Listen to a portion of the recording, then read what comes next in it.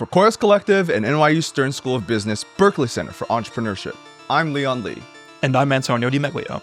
This is Capital Calling, where founders step into the spotlight to face real investors, real feedback, and a real opportunity for investment. Now, let's meet our founder. Joining the call today is Ethan Noblesala of WeFit Labs, where fitness feels more like a game than a grind. His platform turns every workout into a shared challenge, helping friends move, compete, and actually have fun staying consistent. Will he answer the call? We'll find out. But first, let's meet the investors. Ethan Capital is calling. Do you have what it takes to turn fitness into fun?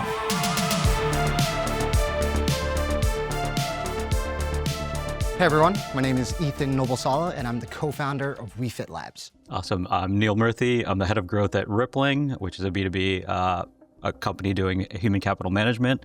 Formerly, and actually currently, I'm a partner at Pioneer Fund, which is a fund of about 500 YC alumni, investing primarily in companies ahead of YC as well as during YC batches. I'm also a strategic angel investor on the side, both for B2B, SaaS, and AI companies.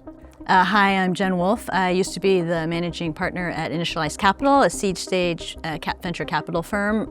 My background's in product and design, so usually I'm a strategic advisor for startups in that area, and I do some angel investing now.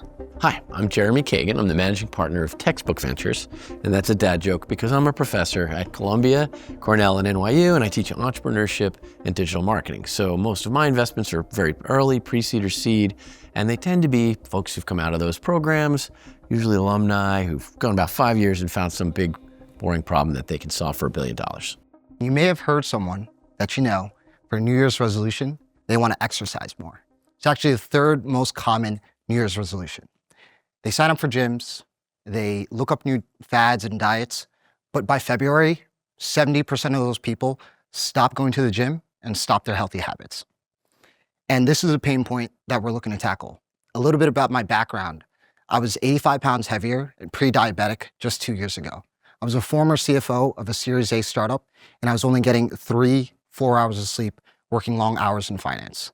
And for me, that was a very personal problem because I wanted to take a step back, look at my life, and wanted to make a happier and healthier and more impactful life. And I'm proud to stand here today, say I'm no longer pre-diabetic, and I'm super happy to continue what I'm building.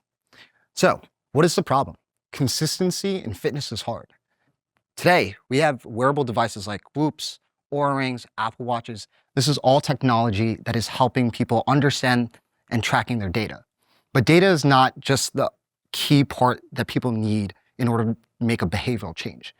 It's community and it's constant feedback. So what we're building at WeFit Labs, we're an accountability platform for fitness. What we're really focusing on is understanding health, how people move, and giving them constant feedback so that they can do it every day. A little bit about my journey of how I was able to lose the weight was I didn't say, hey, I'm gonna go to the gym 5 hours, 5 times a week. I literally started on day one just by saying, I'm gonna drink a glass of water in the morning for 7 days straight. And after I did that, I looked at using data, other aspects of my life that I could help improve on. Hey, I'm eating out 7 times a week. Let me try to reduce that down to 5, 4, and 3. And even for positive habits, right? I'm going out of my bed. I wanna try to get 5,000 steps a day in. Then 5 turned into 7, 7 turned into 10. So we have all these tools that could really help us make behavioral changes, and that's what we're really working on building on. And today, we currently launch on the iOS platform, and we're looking to build not just for the consumer, but also for businesses and enterprise teams. A lot of businesses want to keep their teams happy and healthy, and that is how we also want to approach it. We really want to focus on the consumer side first, make sure we have a sticky product, make sure people love and are actually being consistent and building up good habits, and then push that towards the enterprise world where people in the working collaboration community want to be active and healthy as well. So that is WeFit Labs, and we hope you take one step further with us every day. So I'd love to show you all a demo. Great. We just launched 2 weeks ago. We have a dashboard. And the thing that people open the app and do every day is this part. They're actually seeing, hey, I have these quests, we call them. We have them on a daily, weekly, challenge-based aspect. Walk 5,000 steps, walk 10,000 steps. And what people love is they don't have to log anything. They just need to sync their wearable device. They hit this claim all button, and they get this constant feedback that, hey, the activity that you did, you're getting rewarded for it. Hopefully the internet is good in here. This shouldn't take that long. Live product demos happen all the time. I was about to say, yeah. So, and this is kind of like the feedback loop. And the community aspect that we're building into it is we have leaderboards and groups. So this is our global leaderboard. These are live, real people that we're making an impact on. I have like Francis here as a father too, who like started getting more healthier just by using our platform. And not only on a global side, but you could do it on a group side as well. I have one with my Antler cohort in here where we're kind of like competing within each other. So that's you could take this at a global level, but also have it with teams. And this has kind of been our pilot for enterprise. We want to build into like Slack integrations, team integrations. But what we're doing right now is just going to the office, having them download the app, and then they can compete within their own teammates. We're building out more social features, more shareability within the platform because K-factor is, really important for us. But yeah, this is the basics of our platform, WeFit Labs. Here we have the dashboard where it gives you all of your metrics such as steps, distance traveled. But the main part where people are logging in every day and opening the app is our quest. We have daily quest, weekly quest, and monthly quest. And essentially what that does is breaking your fitness journey into small achievable goals. Like I mentioned before, walking 5,000 steps, walking 10,000 steps. We have different quests and we're personalizing it for each individual person as well. We have this feedback loop of once you complete something, you hit claim all and you get feedback of, hey, I've gained this amount of XP or points, and those points are bringing you up towards the leaderboard and you can compete with friends, you can compete with coworkers, and that's kind of how we're piloting it now with the enterprise and small businesses, but as well as, keeping it social and competing within your friend group. So that's how we're building today and super excited to continue on this journey. All right, well, let me get started. First of all, I love your personal story and how that ties in, because one of the most important things about building something is you're going to spend a lot of time doing it. You might as well really care about it. My question to you is, just as an example, I use Strava's free version, and they're a very successful company. Yes. Can you give me a sense of how your set of product features are, in fact, a separate and unique product instead of just something that could be easily sort of carved off from their user base? Yeah, great question. And definitely understand, because I myself am a Strava user for running. But the main differentiator is, one, we're not targeting runners, cyclists, or hyper athletes. We're not going for the LeBron James of basketball or the Michael Phelps of swimming. We're going for people that are wanting to stay consistent or starting their fitness journey. Like I used in that example, December 31st. But the key part of it is doing something small every single day. So getting your 5,000 steps in, getting 10,000 steps in, going to the gym just for 15 minutes, going for a walk just for 5 minutes, really hyper-focused on how can we get you to do something a little bit every single day, rather than focusing on the overall aspect of running, data, that perspective. So that's how we differentiate a little bit from Strava. Well, first of all, just the fact that I was vaguely mentioned in the same sentence as Michael Phelps, that's awesome. That'll never happen again. But that's great. But the question I have then is, do you need one of these devices, or can it be done just with a phone? Great question. So as of right now, having a wearable device is a key metric to unlock the data for us to sync and understand. But your phone through Apple Health Kit does understand, steps, does understand steps traveled, but you'll get the most optimization using wearable devices. And for us, we truly believe in the future of wearable devices. I have a Whoop, I have an Apple Watch, I also have a pendant that I wear on me. And I think the technology and the adaptation that we're seeing in the consumer market has been a huge instrument of why now. There's consumer behavior, the consumer wearables, and also AI to personalize the fitness journey, right? Because I'm training for a marathon, is going to have different goals than someone that is like me 2 years ago, just trying to get started, trying to just have a glass of water in the morning for 7 days straight. So that's the little bit key differentiator there. But you'd say then you can't really get the full value out of it without a wearable. So that's kind of a little barrier. So our target demographic is specifically people that have and use wearables. But to your point, yes, like wearables is the key instrument in there. Thank you. Ethan, first off, congrats on taking care of your personal health. That's huge. On my first day of YC, Paul Graham said, outside of growing, the only thing you should do is take care of your health. So congrats on that, first of all. Second, You mentioned two different demographics to go after for your like ICP. There's the consumer as well as the businesses. I'd love to hear about traction in both verticals. Like what's your focus area right now? How are you growing it? Where like try to give me some metrics on like week over week, month over month growth, whatever you track. Yeah, so currently today, we are specifically focused on the consumer because even at the enterprise level, it's the individuals that are going to be using the product. So if I pitch to an HR team or to a benefits team of trying to bring this on, if their employee base or their teams aren't using it, they're just going to churn out. So we really wanted to hyper focus, and actually we've pivoted so many different times and actually have come back to really doubling down on product market fit on the consumer.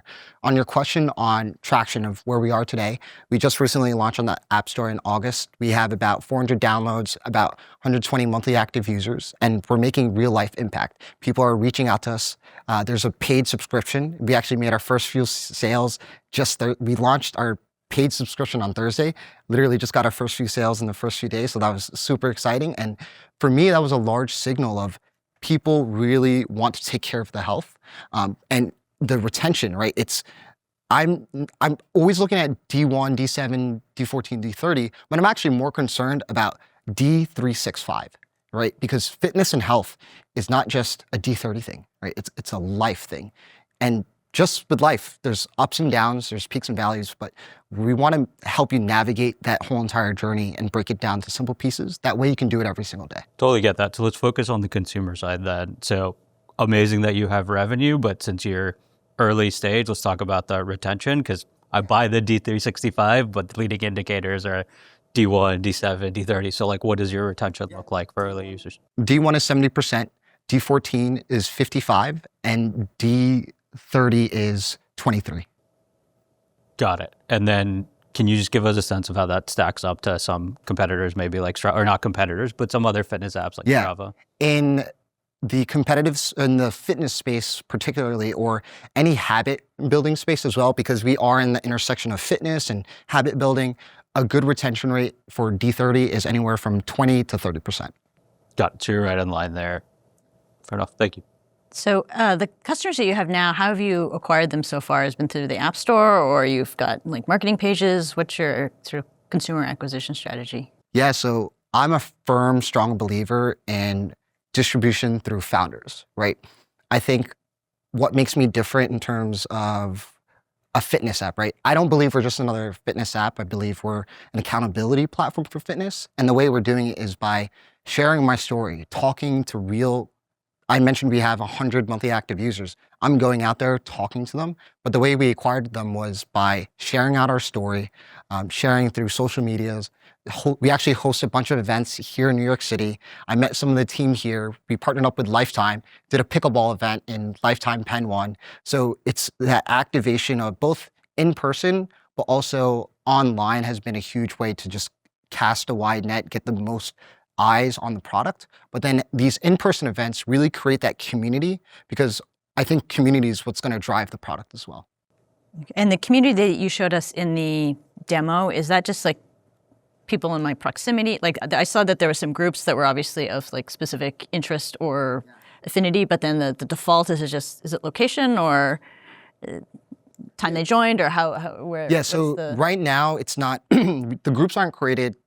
The groups are created by the users. I actually don't create the groups. So if, let's say Sally joins our app and she really likes it, she'll create a group with her and 2 of their friends and invites her to the platform. And that's kind of how those groups have formed. In the future, maybe we'll obviously think about localization, New York, SF, et cetera. But right now, as we are just launching 2 months, it's just all organic in terms of people are creating these groups. Okay, so if I go in and I'm just by myself, right, until I add other people and get them into the product. Okay, and then I guess my last question is, a lot of this is very fitness and activity related, but obviously the food consumption and the nutrition is a big aspect of sort of health and weight loss. So how does that, how does the app help with that? Or, people have different diets that they're into and things like that. So how are you? That's a great question. I don't want to avoid it because, especially with my journey, diet, nutrition was a big part of it. The true answer is it's not in the app today. However, the way I see us building wearable devices is a growing market. I can imagine a world where glasses can really understand what you're eating. Maybe the watch, just through consumption, understands, hey, because of my blood levels, I know that you had these types of foods. Our key part is we want to make it as frictionless as possible. I understand that there's other platforms, apps out there where you take out a phone and take a photo, but we want to really focus on the frictionless aspect. I just put this on, I go out for a run, my app knows I did it, I hit claim on, it feels great. So that's a feedback, but it's something that I eventually want to build upon when the technology is there. Okay. Sorry, what's working better, the in-person activations or the online acquisition right now?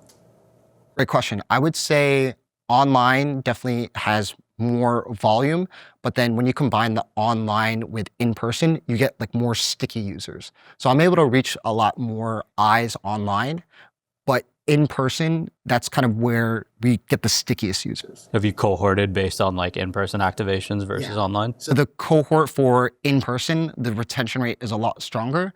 For online, what's interesting is sometimes those online turns into in-person, and now they're in the in-person cohort. So I don't think that scales, right, in terms of in-person events, but it's something that we're in a great city here in New York, right? Like there's so many activities, so many people, the environment is just hustling and bustling, and there's so many different connections you can make. And that's something like we want to work on as well. It's like, how can we turn or leverage both in-person as well as online and make it cohesive? Why do you say the in-person doesn't scale? I think as like one person, you can't do multiple events, right? There's only so many venues, so much time. I've hosted so many different pickleball tournaments. I can't do 12 pickleball tournaments at once. I can only do one. Well, And how many people would you get from one pickleball tournament? How many people would sign up? So depends on the venue, not to avoid the question, but it ranges from 40. We work in the location in Long Island City called Gotham Pickleball. And we've done larger tournaments out in Queens, Long Island, where there's a lot more space, of 200. So it really does vary in terms of the venue and court size. So if you did one every work day and it's about an average of 100, you could recruit 25,000 people a year. Potentially, yes. Which is pretty good considering you're at 400 downloads, right? Yeah. Fair enough. You mentioned K-factor earlier. Have you looked at your K-factors for virality yet? Yeah, right now I will say it's low just because our social features like in-app hasn't been as developed. Right now, the way people are sharing it is word of mouth in terms of, hey, download this on the App Store. But it's something as we're looking to double down on consumer, we want to improve and work on. So rewarding aspects of inviting people, obviously the different groups, having an invite link sent out if you want to invite a friend. Those are all different features and factors that we want to work on to increase the K factor. Let's take the Antler group though that you showed us, right? Like how long did it take to get, it looked like there's 20 members on there. How long did it take to get the 20 people on board? Not too long. I literally took the app link, put it in a Slack channel, and people downloaded it. All right, so you're underselling your K factor then. Potentially, yes. Thank you so much for your time, Ethan. We'll see you back in a few minutes. All right, thank you. All right, judges, now it is time for the judges debrief portion of the show. How do we feel about the pitch? Well, I think as a founder, his personal story is really the anchor here. It gives him a reason to build the app and it really kind of explains why he's focused on what he is. So I really like that as sort of the start, and it was a great way to lead into what he was building. To what extent is that founder story important at the early stage? Well, it certainly captures and encompasses why they're building it and why they have an advantage in understanding the market, because they are the market in a way. It doesn't hold true for every kind of business, but in this case, it's such a personal item that I think that's going to be really helpful. And clearly from his pitch, a lot of his, at least early adoption, is because he's going out there and telling his personal story. It's inspiring, and for people who can see themselves in him, it's a good reason to at least give it a try. So that was a positive. I would add to that, I think building a startup is so difficult that you really need to have an intrinsic motivation when you're doing, there's so many challenges that is so important. So I think at early stages, founder market fit is one of the biggest things to index on. So I very similarly agree that was super impactful for me. Neil, you asked about K factor. Could you explain to the audience what exactly that is? Yeah, it's essentially a measure of virality. So if you have one person talking about the company or product, how many people do you get off of a single person is commonly referred to as K factor. So the higher that is, the more viral your product is. So theoretically, you want a one-to-many relationship when you're building products with a viral coefficient. It's also a measure of sort of your like accumulating advantage. You get more users because as you get more, they refer more people in, and you build a bigger moat with your user base. And Jen, have you utilized K-factor in your analysis of early stage companies? It's definitely a factor when you look at something that's very early. You kind of, he was asking about the cohorts and how it's retained over time. So that is a big component of things that target consumers, and it's a measure of how much people are interested in this topic. I think that does tie into maybe one of the aspects of the pitch that he didn't go into as much, which is just with apps like this, they're easy to build, and what's the competitive advantage of this particular version he has, and what's the market for it, how big is it, how much of it does he have to tackle to be a very profitable or successful company. We didn't go over that much in the pitch. It was much more on his personal story, which was a big hook for me, but I think it would have been nice if he went into some more of those details for us as well. Could you elaborate more on what you meant when you said that this type of app is easy to build these days? Does it have to relate to vibe coding or something that could be made at a hackathon, something like that? Yeah, there was nothing that he went over that was specifically like a technological advantage or a knowledge advantage that he had, or some kind of science-based approach that he was following, that he had a partnership with someone about. So a lot of the questions we ask are going to be looking at what strategic advantage do you have over anybody else that's deciding right now, hey, I also am interested in this space. I'm also going to build an app today. It is very easy nowadays to put a software or an app together if you can know how to code, or you can learn how to code, or you have a friend who knows how to code. So getting something going is very easy, which is a great aspect of the ecosystem, but then it does make it the other aspects more important, which is just how are you going to rise above everybody else? Is someone going to come out with a better idea than you in 2 weeks and kind of pass you by? So a lot of the questions are kind of trying to figure out what the special sauce is. So Jeremy, you work with universities, or you look for founders who could potentially work with universities. Could there be a potential angle for a university to work with WeFit and perhaps providing this as a service to students who want to be more healthy?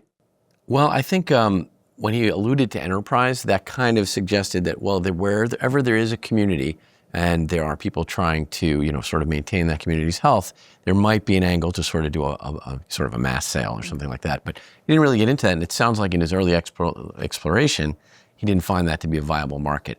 I'd have a lot of questions on, how can you get to a mass market much more rapidly? It'd probably make a lot more sense for him to try to charge a very modest fee for a large pool of people and begin to get usage data and understand how people actually adopted. I think that's really, unfortunately for me, it seems like this is kind of a common area to target. He's got a great personal story, but I've heard others in a similar way. And there's a lot of other apps out there, Strava and WeWards and things like that. My concern is very similar to yours. I don't see how you can differentiate yourself without going very narrow. And if you do that, you become a much smaller potential business. And it leaves a lot of questions there about acquisition, because one of the things about a K-factor is it's a great way to not have to pay for every single user and then have to make that money back over their lifetime. So, obviously the economics here on a per user basis are very critical to see whether this is something that could really have a life of its own. And you bring up an interesting question that a lot of founders have to face in the early stages, right? Which is, should they try to find that initial user base through a classic B2C model and get all the people who are individuals wanting to become healthier on the app? Or should he try to go for the enterprise almost immediately and work backwards in building out his product? Do you have any thoughts on the stage at which founders should make that decision? Well, I think you try everything and then see where you start getting traction. And if you happen to have a connection if you know somebody, your uncle or your friend's uncle at an HR department who's willing to give it a try, take advantage of that connection. When you have a more generalist app, I think a lot of that is to put it out there and see who takes it up.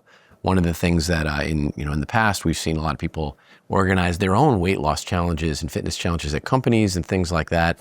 And you see these all the time. Supporting that kind of viral energy that people form their own groups is a great way to sort of lever up based on a natural energy of a group.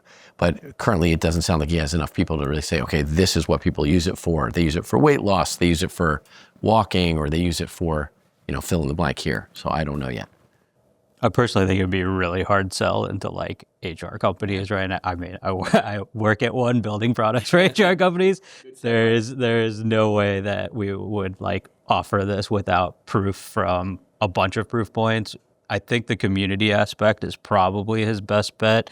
I think he, like I mentioned, I think he undersold the live events, because if he's building community and it's stickier, I would just be spending all of my time doing that at the beginning. Isn't your Y Combinator thing always do things that don't scale? That's true. It's very true. A great thing is his personal energy to go and use that in events and gather people that way. They're more loyal, and he's likely to find some people who will help him figure out the perfect lane to go down. I'm just concerned there's a lot of other people doing the same thing, so I'm not sure where that happens. Well, always level reference. You build something people want and do things that don't scale. Shout out Y Combinator, Paul Graham, of course. And I believe Reid Hoffman is more on the do things that don't scale side. But that's amazing, guys. Thank you so much. All right, judges. Well, thank you so much for your feedback on Ethan and WeFit. Now sending it over to Leon, who is currently on hold with Ethan. Welcome to the on-call room. My name is Leon. I'm here with Ethan from WeFit Labs. Ethan, how did you think you did on the pitch? Overall on the pitch, I thought I did okay. I came in very opportunistic, very positive. Obviously, when I think about how I performed, obviously I'm thinking I could have done better. I think there are some parts where I could have been a little bit more concise. Another piece of feedback that I got was not to downplay myself. And they were right, where I should be overselling myself, have that confidence, really sell myself rather than think about the negative or downplay some of my achievements. So you mentioned there were some aspects where you could have done better, aside from just the confidence side. Can you go a bit more detail on that? Yeah, I think the one thing I'm always practicing is how to be concise and clear. So if you only have 30 seconds, sometimes I mentioned I'm opportunistic. An opportunity can come in only 10 seconds. So just getting the message across very concisely and very clearly, I think I could have done a better job at that. So if we dive deep into WeFit Labs, what, from a macro sense, what are your technical and strategic advantages that sets you guys apart from, say, the big boys of Strava, even Belly, if it's, Yeah, so I think your question is, what's our differentiator going against these big players like Strava, Nike Run, etc. So I think the main thing, or what separates us, is we're hyper-focused on one simple task. Every other feature, every other thing is almost an afterthought. So the one thing that we want to do very clearly and very instantaneously is make it feel good when you do an activity, right? So leveraging wearable devices is a key part, and it kind of unlocks a lot of that data. But we want to make sure when you go for a run, when you go for an exercise, when you get 5,000 steps in, you get this constant feedback loop of, hey, I did something good. And we're making it so small and so achievable that you'll want to do it every single day. So that's really important for us, of understanding why people are opening our app, why people are sharing us, why people love us. And when the ability that we have compared to the others is we're able to change and pivot at speeds they can't. So for us, being hyper-focused on that, and when we're able to pivot to and being very hyper-focused on the next big feature or next aspect is our advantage. And in terms of your advantage, your WeFit Labs is inherently a social app. How do you walk us through your initial traction, how you're able to get users on board? You said you do in-person versus online. Yes. So in terms of, getting our first early users, right, it was really sharing out my personal story of, hey, I was able to, lose 85 pounds and I'm no longer pre-diabetic and change my lifestyle. So sharing that on a social aspect of Instagram, TikTok, that story kind of exploded, got picked up by Today Show. There were some other, pickleball influencers that picked it up. So that's kind of how we got initial traction. But in terms of in-person versus online, in-person is great in terms of getting those sticky people that are face this problem of, hey, it's hard for me to be consistent. It's hard for me to be active every single day and really talking to people. But for online, and that's something that we're focusing on now, is getting just more eyes on the product. The product is a little bit more fleshed out. We're ready to show it to more eyes. And that's kind of our strategy, has been in-person first, building that community, building that in-person spirit. But now we also want to shift and focus a little bit more on online distribution. Yeah, and I believe Neil also mentioned wondering which direction you'll favor in terms of in-person and online. He mentioned the K factoring of viral. If you could speak a bit more about what that is for those that don't. Yeah, so K factor is essentially a statistic of how many new users, or let me repeat that. For K factor, it's how many users are bringing on new users. So for example, if I joined an app and if I invited 2 friends, that's a K factor of 2, right? So it's important, especially in consumer apps, because that's how they get viral. That's how most applications in general get viral. They're always looking at the shareability. So it's important for us to, one, build a solid product that people want to use every day. And now that we're ready and we have a solid product that people are opening and using every day and have that retention, we want to focus now on making it more shareable, right? So sharing it with our friends. We kind of mentioned, I think, attention is currency, right? So it's really important to grab people's attention and having them want to share it out. And in terms of in person, how do you quantify those metrics to get users, but also not just have them for like 30 days, but longer, the 365? Yeah, so in person is really interesting. I think it definitely has this aspect of connection and community, right? I think a lot of these companies and applications in general, right, they're really driven by the users. So in-person events is an opportunity for us to have people not only love the community, but also love us and what we're building. And we've created our strongest and, highest advocates of our platform through in-person events. In terms of tracking how it's done, obviously we have, QR codes and different distributions. And we also want to reward people for being there, being with us in person and just making genuine connections. Like you and I, we met an in-person event, and honestly, we wouldn't be the same type of connection if I reached out to you on LinkedIn. Right. So there's this true factor of having this in-person community, but also extending it to online as well. And final question, in terms of your long-term goals, what are your plans? You guys launched this year. What are your plans in the next 12 months and potentially even down the line, 5-10 years down the line for WeFit Labs? Yeah, so the next few months is going to be really focused on the consumer side, right? Finalizing the product, really getting it to sticky and working on distribution online.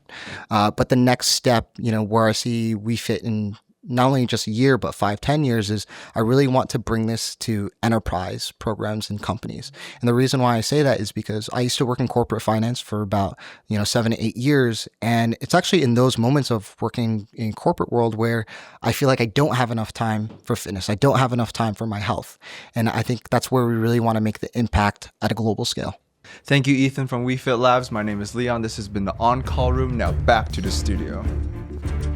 Welcome back. Thanks for having me. And I want to say thanks for listening to my pitch.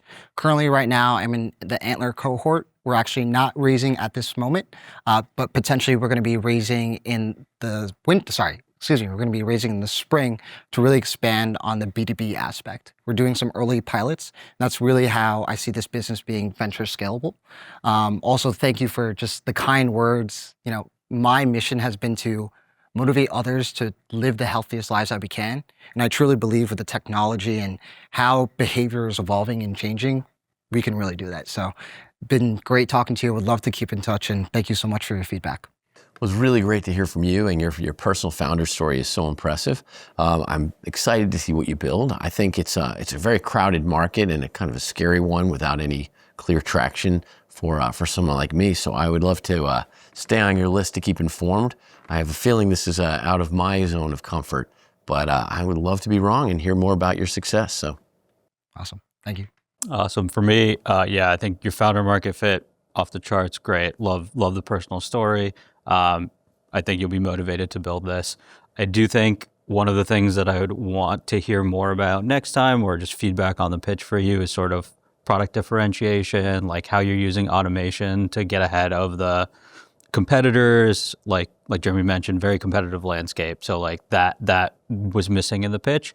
That being said, I think there's enough on your profile and founder market fit and just the market, which I believe in, for us to exchange information. I'd want to continue talking and diligence a little bit more, but would love to stay in touch. Yeah, appreciate that. I think just like the others, I really appreciate the personal aspect of your story and your passion for it and how you talk about it. I think for me, I want to look into downloading the app and trying it out and seeing what my own experience with it is before I make any decisions. But yeah, great to meet you and good luck. Yes, thank you so much. Good to meet you, Ed. Thank you. That's it from the studio, but don't hang up just yet. We'll be calling Ethan back in just a few weeks. Update. Since the recording of this episode, WeFit Labs has begun to transition its platform to being one built for pickleball specifically, called Pickle Pals. And now a message from Ethan himself. Pickleball saved my life. Here's why. 3 years ago, my life looked great from the outside. CFO of a tech startup, $16 million raised, 100 employees. But the truth, I was 100 pounds overweight, getting 4.5 hours of sleep, was pre-diabetic, and was destroying my body mentally and physically. I put that life behind me, and my retired uncle handed me this, a pickleball battle. I went to my local park and played for hours. I was hooked and started seeing results. 15 pounds down the first month, then 20, and eventually 85 pounds in 8 months. But that's just the surface. I explored different courts in New York City, Lifetime, Gotham, Crochan, and more. I wasn't just playing a game. I met all different kinds of people, and strangers eventually became friends. I found something I didn't even know I was missing, a community. When my sister passed, I fell apart. But those strangers I met just a few months before, they showed up, and they helped save me.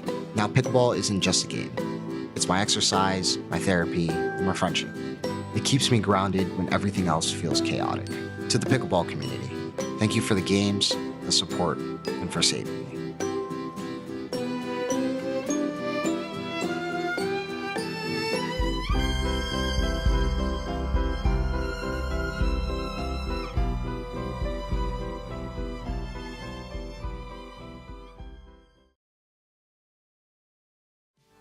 A special thanks to the New York University Stern School of Business's Berkeley Center for Entrepreneurship team for making this production possible. Be sure to follow and subscribe so you don't miss future episodes of Capital Calling. Disclaimer, the Capital Calling podcast and any related media properties produced by Coeus Collective are provided solely for informational and educational purposes. Nothing presented in this episode should be construed as an offer to sell or a solicitation of an offer to buy any securities, investments, or financial products. Coeus Collective does not provide investment advice, and all opinions expressed are those of the host or guests at the time of recording.